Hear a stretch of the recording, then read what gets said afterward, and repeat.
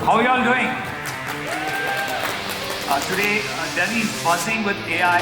So today, everybody at Builder Day is going to learn all about our new AI developer tools at Google. So everything from Google AI Studio to Antigravity and how you can take these new kind of AI-empowered experiences and deploy onto Google Cloud. It's been really great, a lot of walkthroughs and demos and everything. I got to meet a lot of people as well, made a lot of connects. What was fascinating to see was the inflow of enthusiasts, like technologists, people who are practitioners and even not directly from the engineering background. Everyone wants to benefit from how they can leverage AI in their day-to-day business. So that is the main essence of the event that's happening today. Okay, is everyone awake now? Okay, there's no problem actually. This is a builder day, right? You're not here to just listen. You want to be doing things.